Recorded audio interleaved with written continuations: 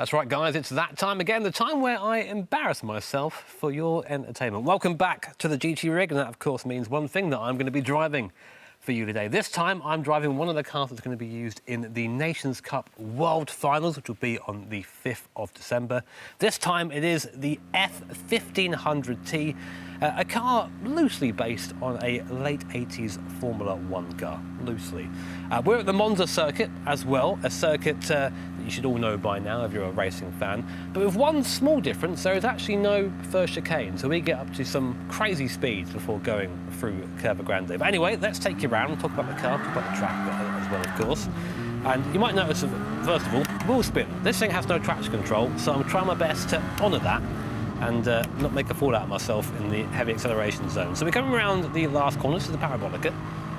Very important to get this right for the lap you're on and for the lap you're about to be on. So now we're going to go down the main straight, and let's watch the speedo climb there down the bottom. We get up to roughly about 220 mile an hour, about 350 k's there or thereabouts if you're so inclined.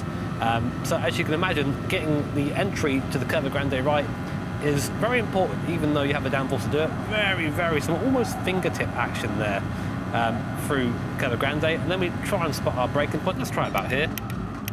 Yeah, that's not too bad. We can brake a bit later, good to know. First chicane. Watch out for these big orange sausages on the inside because they can really upset the car, and then just be very wary of your right foot when you come out the corner because you can easily spin those wheels. So Lesmo 1, Lesmo 2 is the first one. Don't go too wide out there. The car does not like it out there, I can tell you that from experience. Lesmo 2. Try to avoid that curb on the inside too. Just try and roll the car through instead of forcing it through. And now we come up to the back straight, that little bridge there, that's where the old circuit goes. A bit of facts there for your history nerds. Ascari now. This car is... Ooh, that's what happens when you hit the curbs all the way, you sort of launch yourself. And this car doesn't like Ascari too much. The downforce doesn't really come on this car until you're doing halfway through fourth gear, really, so you've got to be careful through that part, of course. Now we come on to what I'm going to try and do a quick-ish lap here through this next attempt. I say that to mess up parabolica straight away, but let's try and focus on the exit here and go quickly. And you'll notice next to that speedometer, sorry, the rev counter there, we have a counter that says bar on. And that is basically turbo pressure. That 4.22 bar, we're looking at about 1,200 horsepower, so mad power in this old F1 car. Here we are then. Curva Grande. Easy. Ooh, easy. Easy. Look for our braking point. Let's try here.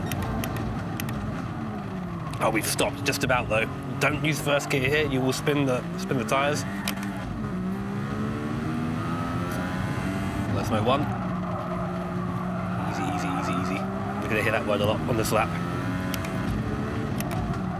Let's move 2. Now we can let all those 1,200 horses fly down this back straight. Up to 5th gear, 200 mile an hour, 320 k's.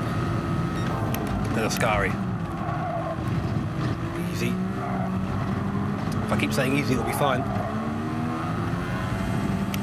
Oh dear, over the curve there. And now towards parabolica. Come on, faster.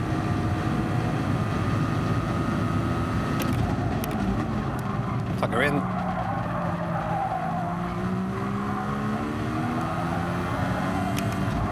And that's a lap at Monza, no chicane, with the F1500T in 1:22. Not great, not awful.